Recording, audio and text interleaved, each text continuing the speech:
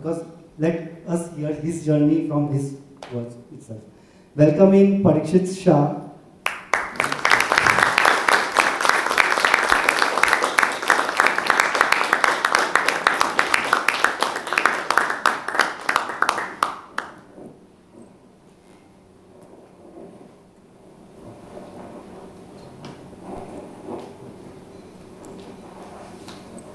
Hello everyone.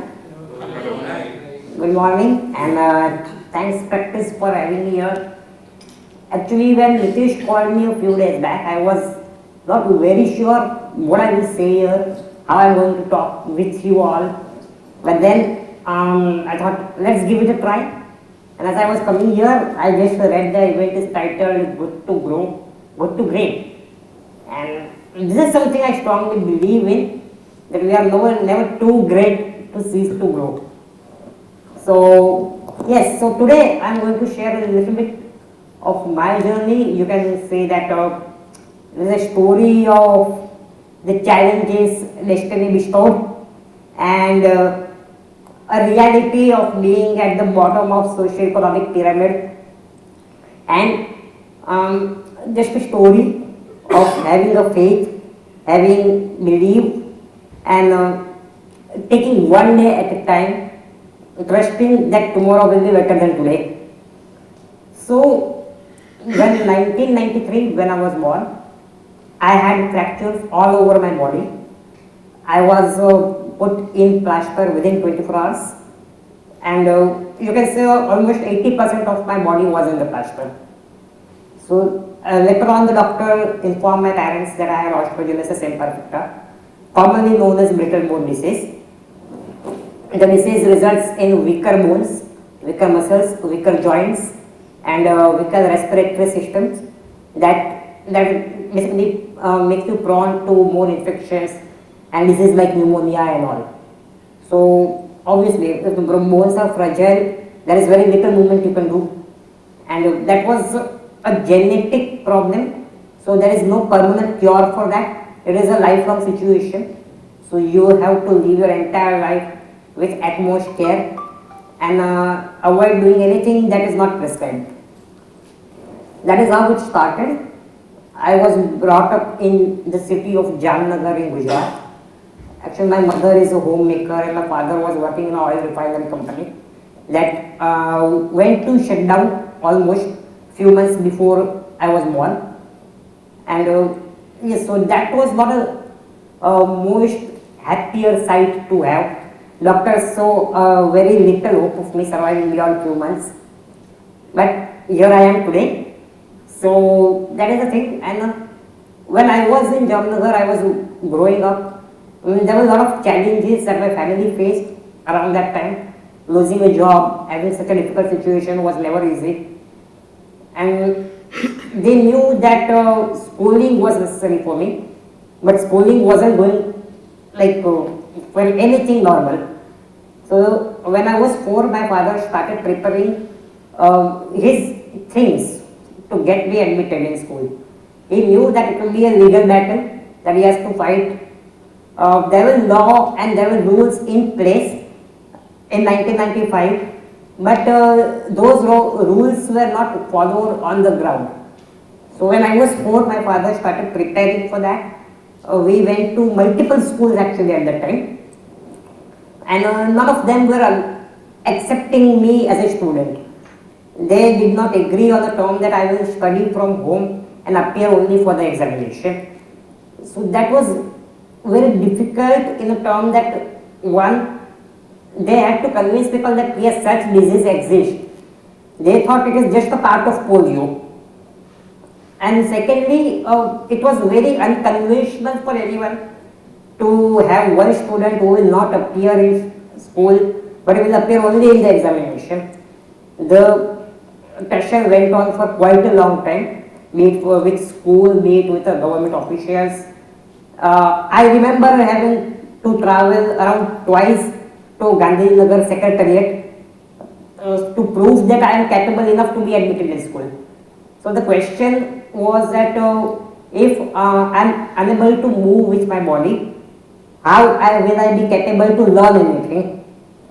So they thought I should be put in a special school, and my parents were against that. They said that he will be admitted in a normal school, he will be treated just like normal student. Only the physical movement can be restricted, but the growth, cognition growth cannot be restricted.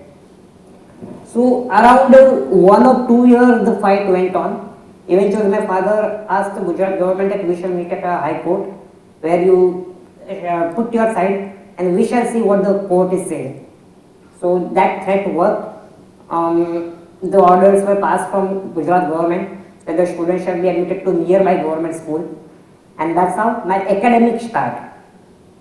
It was again not a very interesting journey to begin with. The school for the first few months was reluctant. I would visit the school once in a while to just meet the teacher and all, but that was not sufficient. They wanted to see how I perform in the examination. Fortunately, I did better than the regular student did. So yes, and eventually I was participating in a lot of extracurricular activities, going to the city-wide competitions, participating just like a normal student would do of my age group, and I was able to fetch some good prizes and win some amazing contests over there.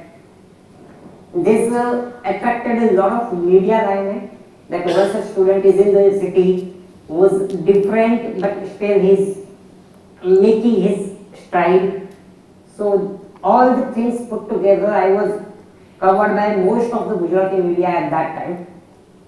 Slowly, yes, school felt, no, we are proud of this student, as it daily goes, obviously. So, yes, things were looking very good, they were going good. Of course, not excellent, because my parents were building from the scratch, one piece at a time. In the whole academic journey, I had multiple fractures, I had to skip multiple exams, then I was asked to give the exams with my plaster on. So all the situations were happening. But it was not that I failed a year or I skipped a year. That did not happen anytime.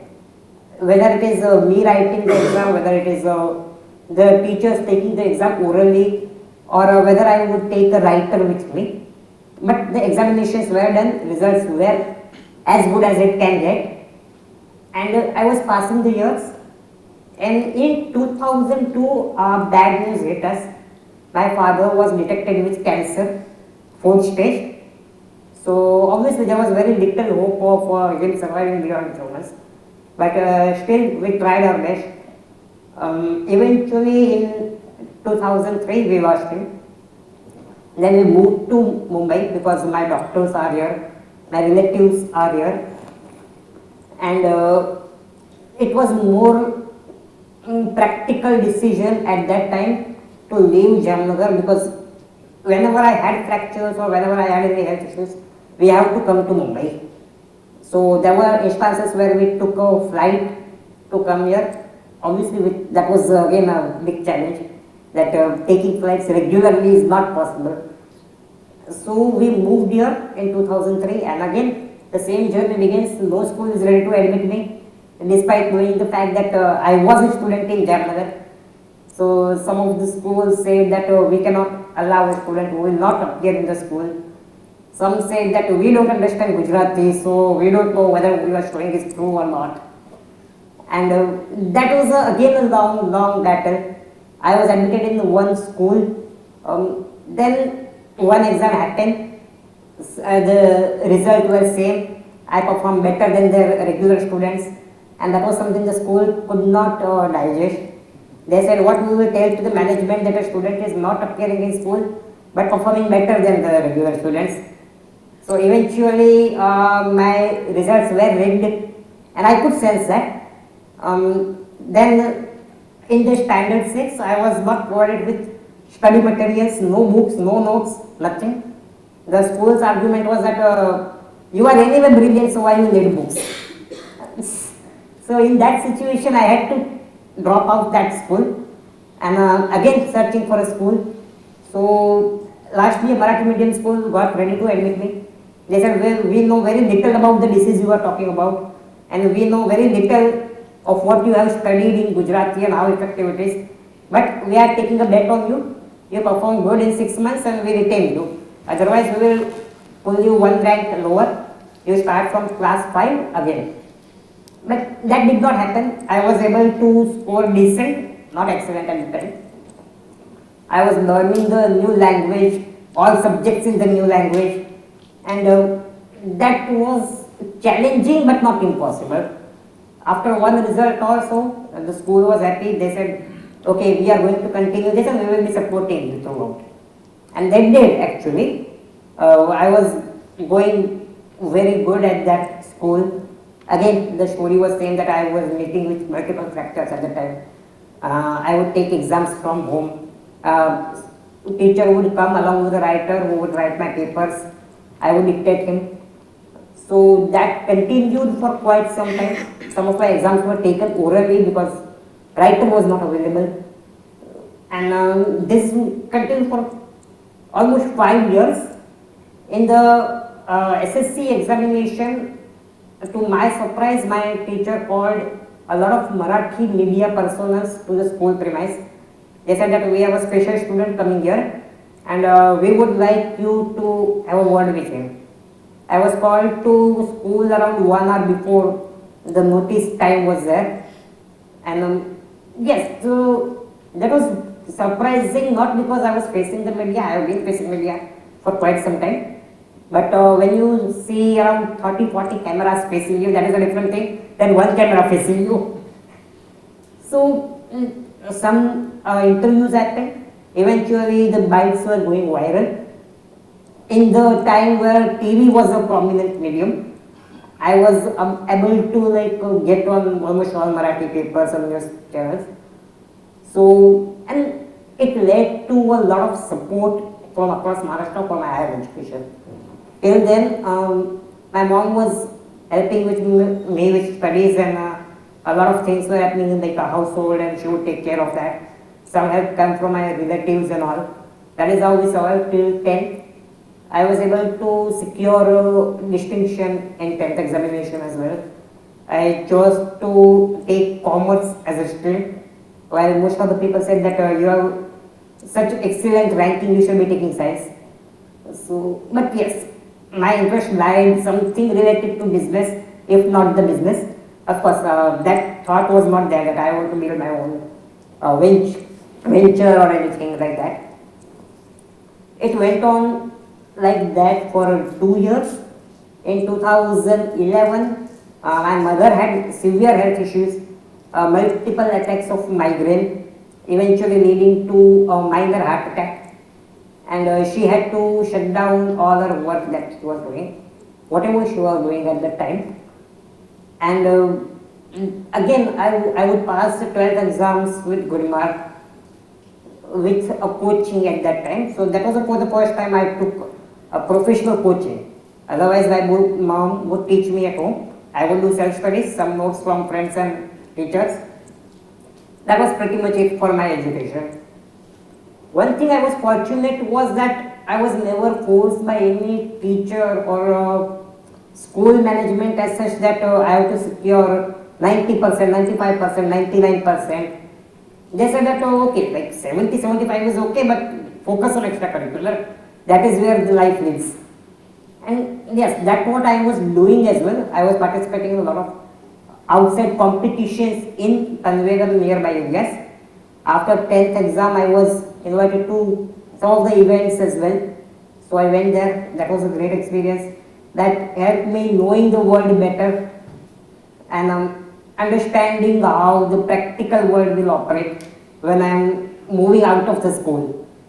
So 12th was good. I was able to do my graduations and all. During the graduation time, I knew that now giving full time to academic will not be possible. I have to earn my bread and butter somehow. So I was doing a few things here and there.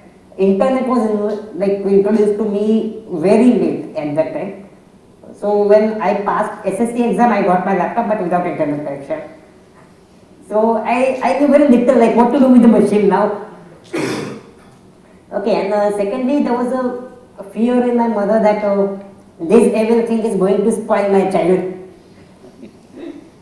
So, but yes, when I got the internet, I knew that this is the most powerful invention a human can make. And I was good with technology. I am a tech enthusiast, I call myself that. And learning internet was not a difficult thing, but just that there was a lot of fear coming from outside that if you do this, then this will happen, if you do this, then this will happen. And with the laptop I was gifted, I was able to do so much. Eventually I went to Facebook, was popular at the time, Orkut was happening. So I was able to make some friends there. I was able to connect with some prominent personalities like authors and all on that. Some online contests used to happen at the time where results were genuine. So I was able to win some prizes. I would trade that off with better equipment for myself. And that's how I got my first smartphone, by trading one gift I won online contest.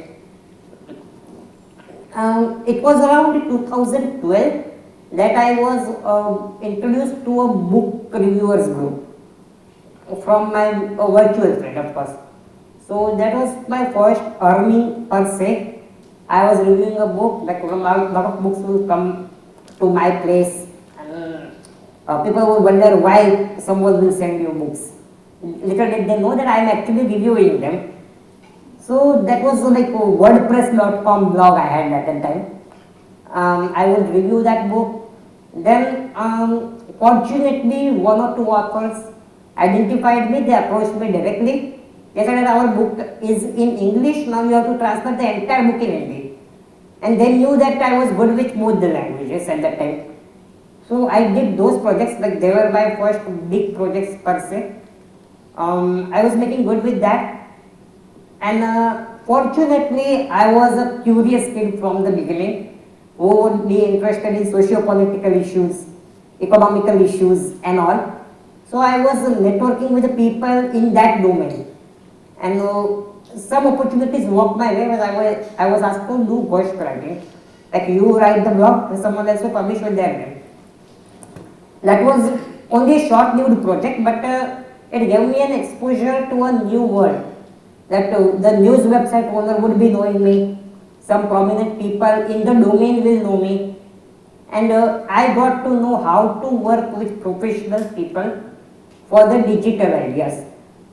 In 2014, I believe, I was given a task to operate a Twitter account of prominent people, a politician actually.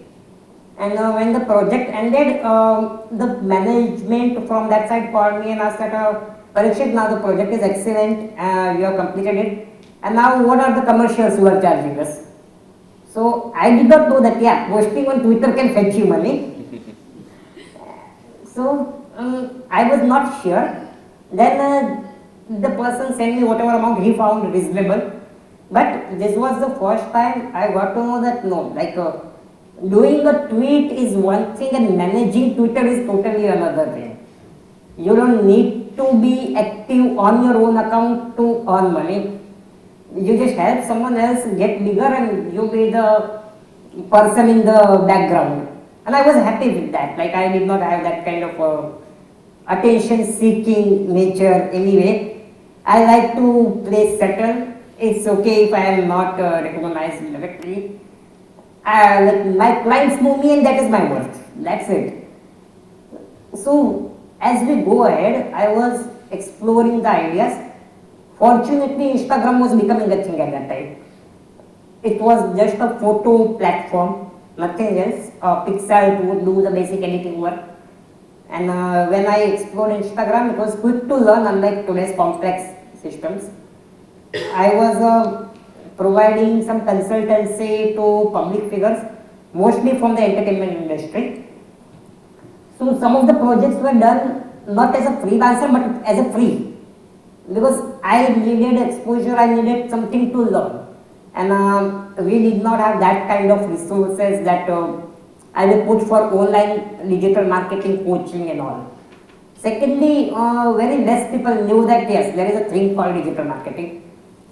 Most of them either said that oh, it's just a bubble that will crash sooner or later. and some said there cannot be a business on internet like this. So in the whole thing I was learning, glad that I was able to make some good results for my clients at that time. Some were being long-term clients, I have them till today. Some of them who did not continue had their own reasons for that. But all in all, I knew that this is something I want to do. And by the time I completed my MA Economics, I had a very clear idea that either I do it full time or I start my venture into this. But venture was not an easy thing.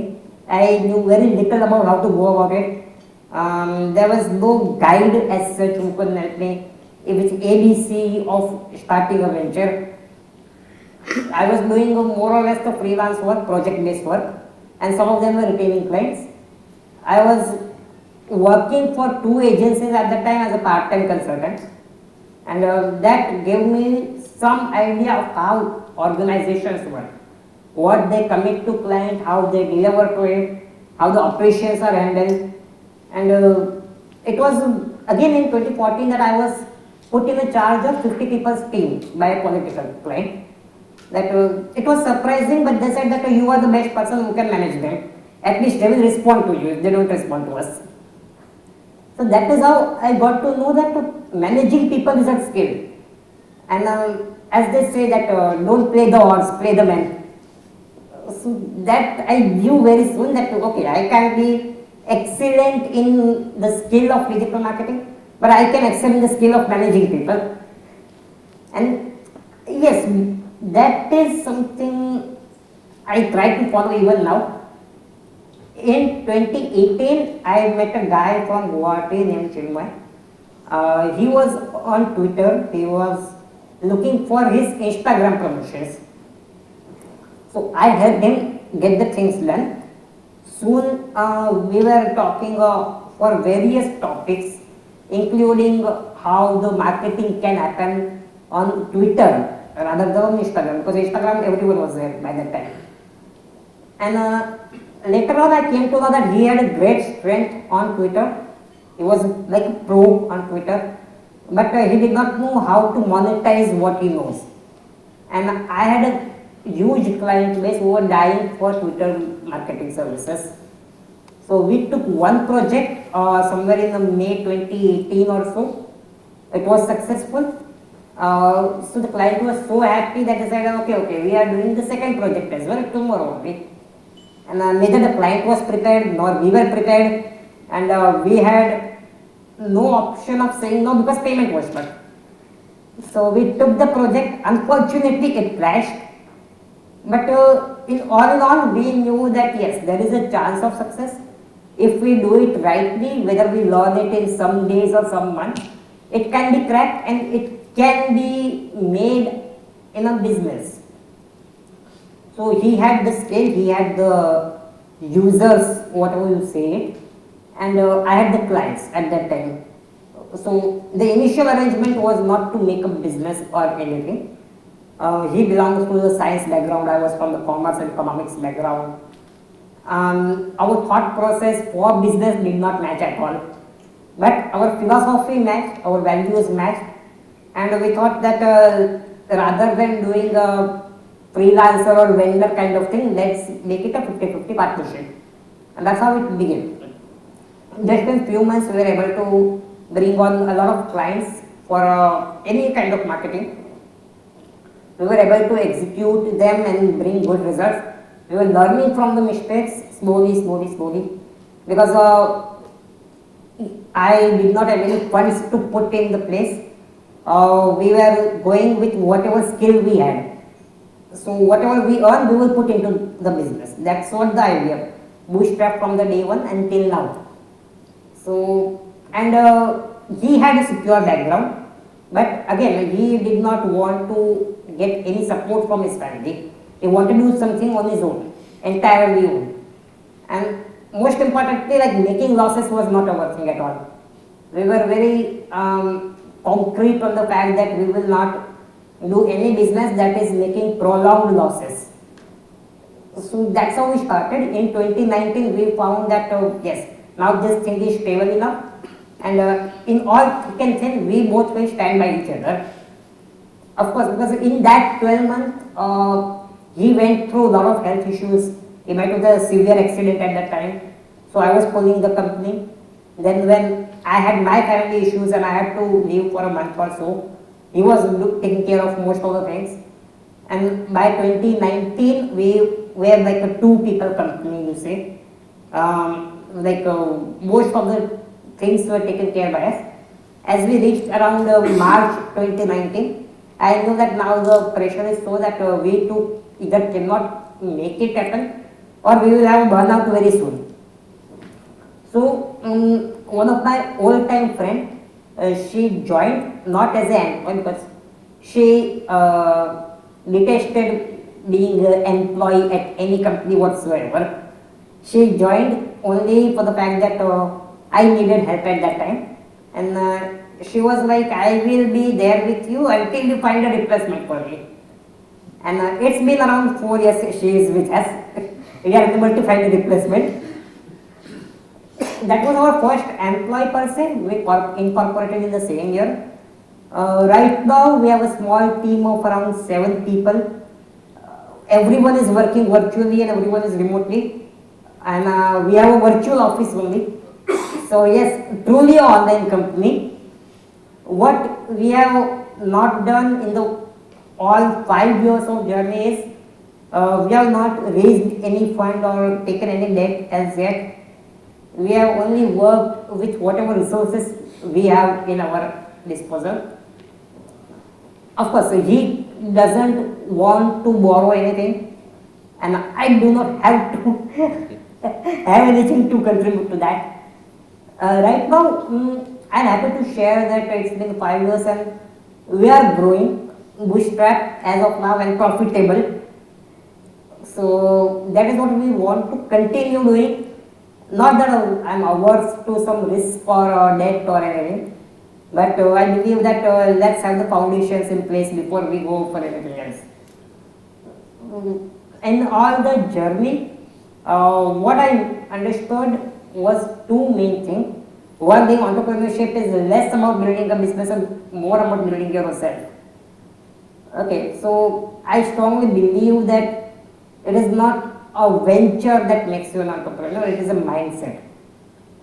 We can be at any situation in life, but we have that kind of ability that you have belief in your ability rather than someone else, then you find ways by yourself.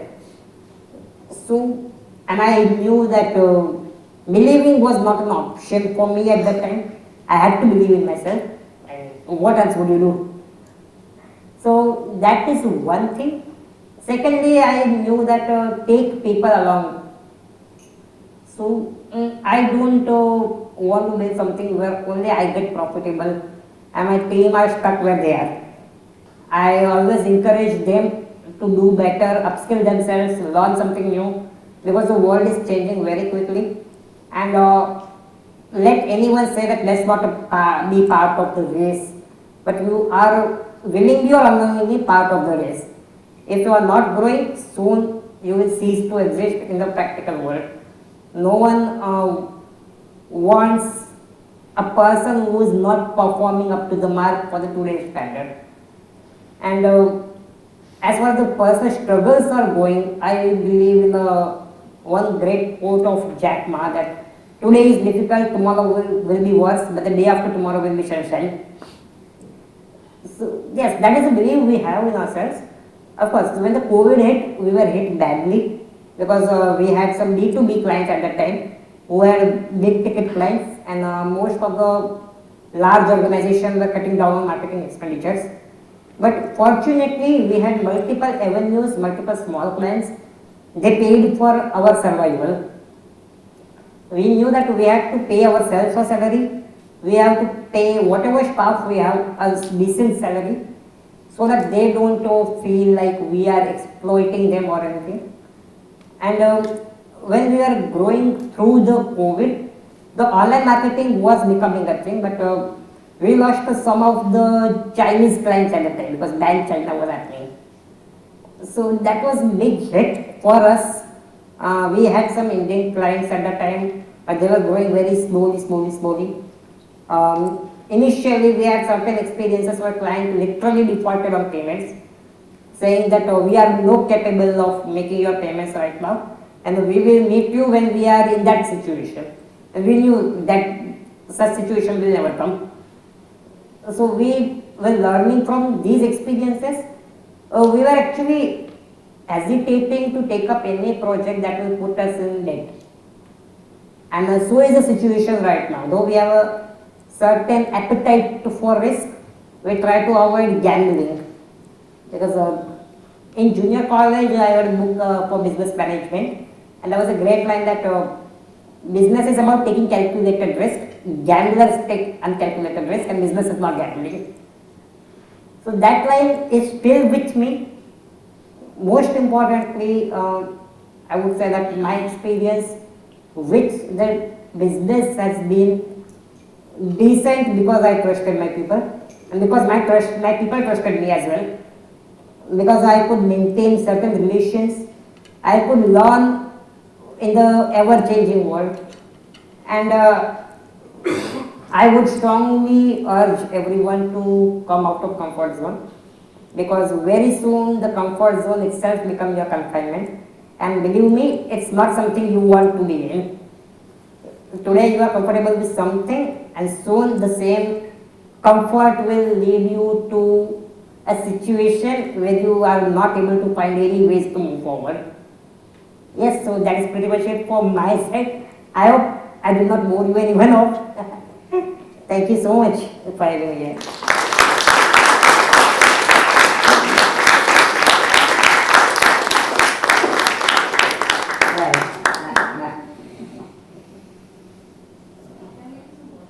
No, that's okay, I'm fine. So we have Parikshit with us for some more time. I'm sure that you will have all found the session to be as inspiring and as touching as I did. Does anyone have any questions that you'd like to address to Parikshit? Eerlik Media. Eerlik. Yes, basically that is a African word that stands for honesty. Nice. Happy to hear. Thank you. Hi Parikshit.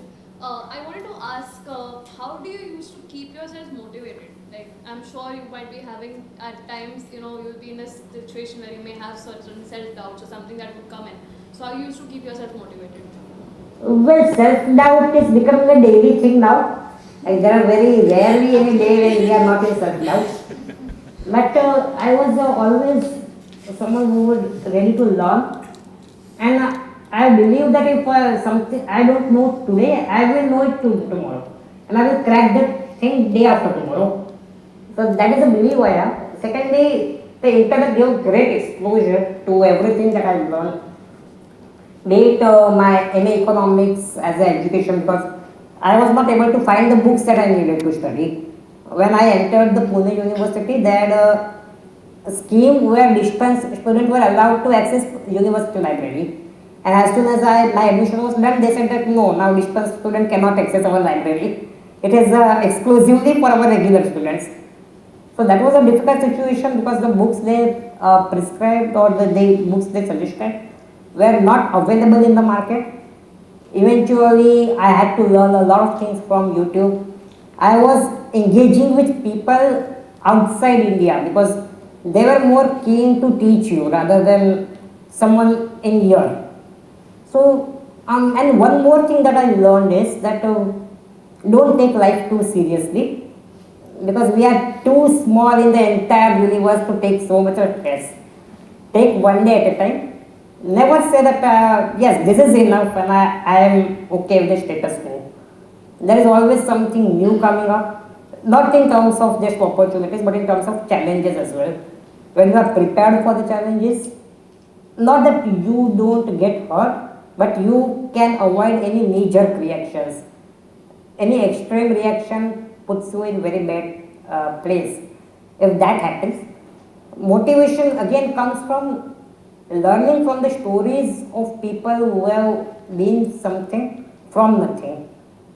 Such journeys put you a perspective that yes, what you are thinking, whether it is right, whether it is wrong, whether you have to alter your thought process, and whether you need to calm down sometime rather than just running away.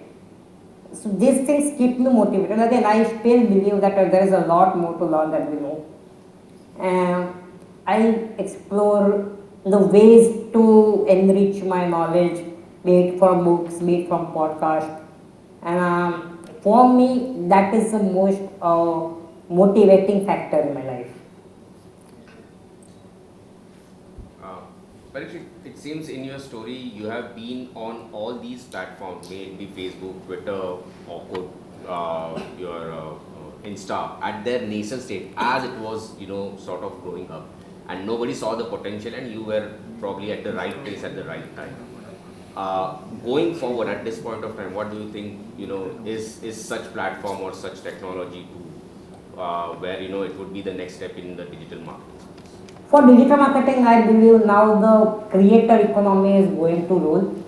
The influencer marketing is here to stay. The traditional marketing, be it newspaper marketing, television marketing, will be replaced just in a few months now. I believe in India, digital marketing has already overtaken TV market revenues. And like the ad revenue that these platforms generate are diminishing quite fast. So the ad will happen, but it will not happen as such like sponsored ad that you see. It will be paid to influencers. They will be endorsing the products, and they will have a lot more say in your marketing strategy going forward. They may accept your endorsement, they may reject you. And yes, choosing the right influencer for your product will become a big thing. Because there are certain cases, especially in India, where controversial people have posted controversial posts and the brand little knew about what they are up to. While doing so, they got in a bad trouble. Then they had to do all the crisis management exercise. That is one thing. Secondly, there will have to be a human element to everything that you are posting online. Now the time of static graphic or animated video is slowly diminishing. AI will take over, like whether I have a human, if I don't have, AI will create a human for me.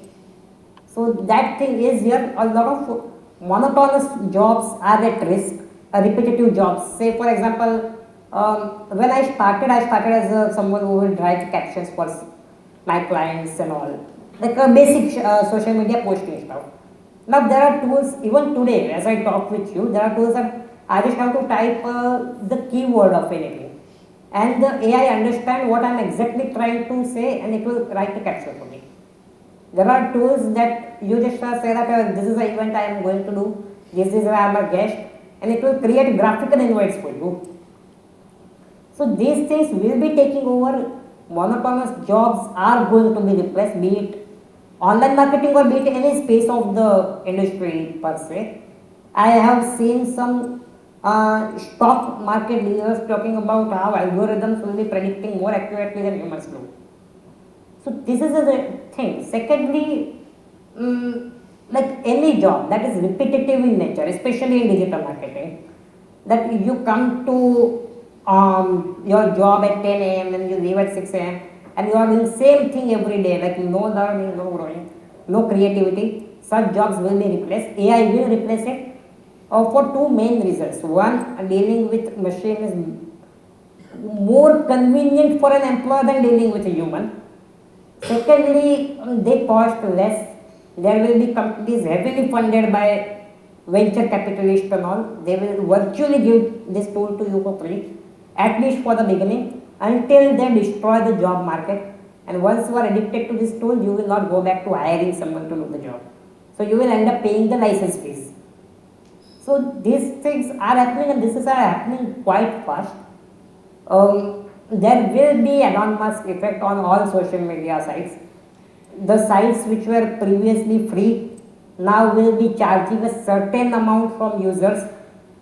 Of course, they will remain free for most of the users, but if you want to get noticed, if you want to get reach, if you want to get to your potential audience, these platforms are going to charge. Twitter has already started it, Instagram is starting in some months, and in India we don't have TikTok like platforms, so the competition is very limited. I don't have that kind of belief in Indian origin social networking companies because I have worked with most of them, so I can tell you how far they can go. But yes, this industry is set to be disrupted in a big way. Thank you. Right. I have a question for you. Yes. See, I think the fact remains that you accepted your condition. You said that you had to accept your condition. But what about the family? What about your mom? The analogy that I can think of is when you're driving a car, and when you're driving car at a very fast pace, Right. the driver is not scared. I think the person who's sitting next to the driver is the one who's got to bear the brunt of that driving, right? So we saw mom all the way with you, holding the chair. She was there as well. So how did she kind of cope up? Has she come to terms with what you're going through? So the strength you see right now in me is because of her. Yes, as you said that rash driving, actually I met one very severe accident for once due to that, and that was the reason why I could not give my examination the way I would have. I had to skip multiple college projects I was going to lead, and that was bad incident. But as you mentioned that how the journey was for my mother, so she was the one who was preparing me for my school before the school began. Like she had one option that if no school is going to admit you, I'll teach you till standard 10 and we can definitely give the board exams externally. There is no stopping for that, and that shall continue for 12th as well. So that was one thing. Secondly, after her father passed away, she was actually the pillar of the family, and she was working, she was taking care of home, she was taking care of the entire thing that the disaster can bring you to. So the whole thing was not just something you want to say, but yes, it gives you a strength and it gives you a lot of learning on how to deal with people and how the world can be it nice or be it ugly, whatever it is, we learn through her. So, and even now when I'm here, she is more concerned about my health. She will be take care of everything around me. Though I am running the financials and everything, all other parts are taken care by her. So it's actually more or less entirely her contribution as of now. And yes, like one can't be thankful enough for that. Does she speak when you take her? Sure, I think she would be able to speak. Ma'am? Okay.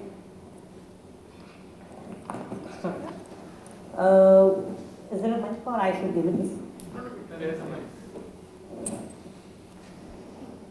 तो सच बात करिए. Yes. Hello. So, her name is Vijaya Shah.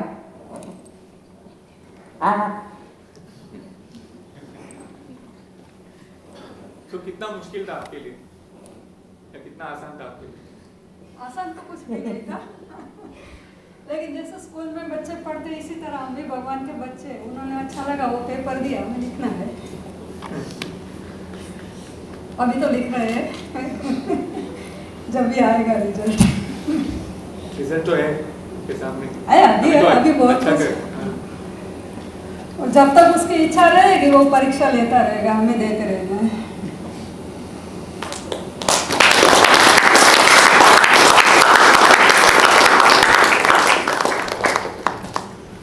Parikshit, one more question, sorry. Yes. How much of it has got to do with the mind?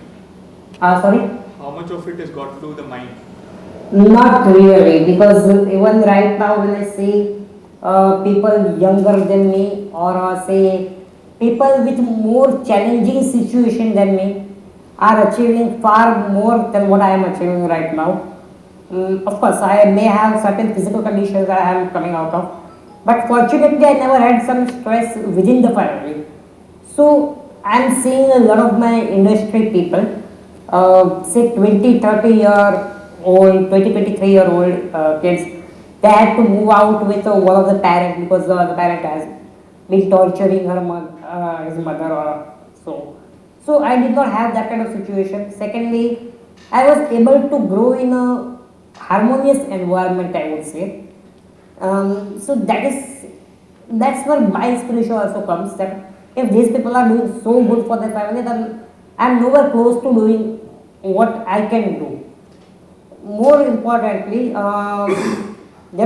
we mostly deal in B2B clients basically, so we cater to the agencies. And obviously, when they are outsourcing to a smaller agency, these agencies are bigger. I aim to make somewhere close to them, if not replace them. And until I make them, I don't think I have something to go in my head as such. More importantly, I am fortunate to have people around me who will be making me live in a practical life rather than some illusionary world. And again, as I said, that I don't like that kind of attention or external validation thing. So it's very less effective sometimes. If you say that I achieved something, yes, but what options did I have? You know, if I achieve something, then it is for my own good. I can be proud when I am benefiting more than myself, something beyond me. So that will be the day I will be little proud of. So Parikshit, I have a question. Yes. So it's not an easy situation that you are in. So nobody sitting here can even imagine what you have gone through. Have you ever thought or asked yourself, why me? Okay, and if you did, how did you fight that? How did you push that thought away and move on in your life? No, that kind of thought did not come to my mind. I would say not at all. For two main reasons, being that I was never a specially able kid in the family per se. Like if you date my dad or date my mom, they would treat me just like they would treat any normal kid. Same was the situation with my friends. Like they would come, we will play, we will have our arguments, we will have our fights. Everything was there. And none of them ever made me feel that I was someone different from them. Yes, certainly when you find yourself limiting is exposure becomes very limited, connecting with people becomes very limited, and virtually you can only do so much. So that is something I sometimes find difficult, but it's not that I was blaming someone like why me and all. Contrary to my mother, I am a less believer in concept of God. So it is like when you don't believe in God, you don't blame Him. Nah? That's the thing. So it is not that. In my situation, if I say in Osteogenesis Imperfecta only, there are more severe cases in mine. Like there are people who are completely bedridden, not even able to move an inch. So I am better off than them. At least I am able to move. At least I am able to do the things that I am willing to do, be it in any medium, like virtual or physically, whatever it is. And then in the same thing that recently I came across a person from Tamil Nadu who is having Osteogenesis Imperfecta. He is around 30 or so. He is doing great. I had one friend in Mali who was also a stock market trader, but he could not survive certain health conditions and he passed away at the age of 24. Same situation, osteogenesis. And certain cases in the same domain are there who are doing great, not just for themselves but for the family. Recently I was introduced to one community of osteogenesis. So right now when I see certain people over there doing much better, of course some of them are more stronger physically than I am, some of them are weaker than I am, but they all are doing something with their lives. No one is stopping here. and those who had to stop, unfortunately no one likes to stop. So no, that is not the case that when I ask like why me? So no, it's always like, okay, chalo, it's me, na, then let's live with it. Yes. Any more questions? Okay, I think it was a wonderful session. I'll just call Venkat to say a few words as an appreciation on behalf of all of us here today. Thank you.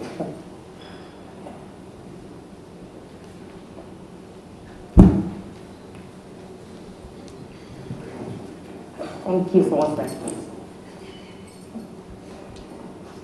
Morning, everyone. I think very hard to come in after somebody like Parikshit, even to give a vote of thanks. Right? I think any words that we say are going to be, I think, very inadequate in the light of what you have achieved, Parikshit. I was really touched by several things that you said today. I think one is about not feeling the need for external validation. Right? It could have, anybody could have very easily fallen into that trap. You didn't fall into that. I had the same question as Ajay actually, and it's amazing as to how you never thought that the thought of why me, it never crossed your mind. Even in terms of the profession, you have probably chosen the toughest one, right? To kind of be an entrepreneur. You could have opted for a much easier life.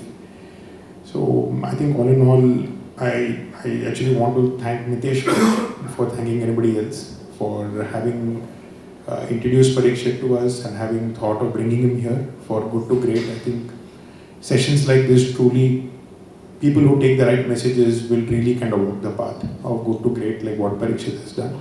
Thank you, Aditi, for incorporating that in this program.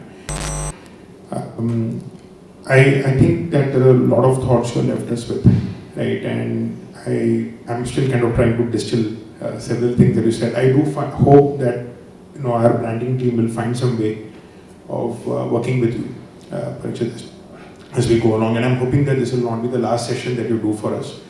I know that Mitesh very clearly told us that you are not an inspirational speaker or anything like that, but I think we would be selfish if we keep your session only to this group of 40 people. I would really want that the entire practice group of 200 to 50 people has an opportunity of experiencing what we experienced today. I want to convey my special gratitude to your mom. Vijay ji धन्यवाद. आपने 4 ही शब्द कहे, लेकिन वो इतने अच्छे शब्द थे कि कभी आपने ये सोचा नहीं कि मतलब भगवान ने आपको एक कठिन परीक्षा दी और जो रिजल्ट है वो आज भी आप बोल रहे हैं कि मुझे पता नहीं रिजल्ट क्या आएगा. हमारे तरफ से हम ये कहना चाहेंगे कि आप पास हुए हैं और डिस्टिंक्शन के साथ पास हुए हैं.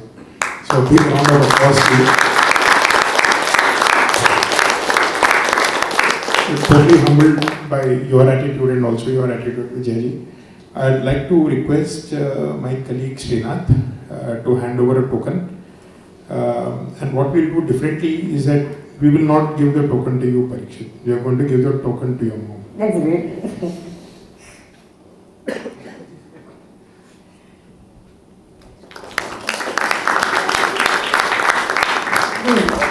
Thank you. Thank you.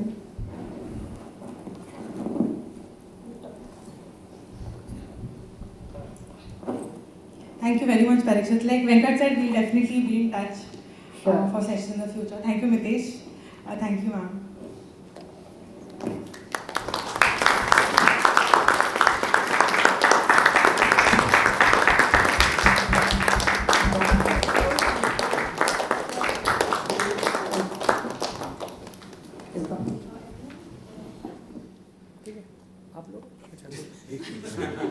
मैं लूंगा जा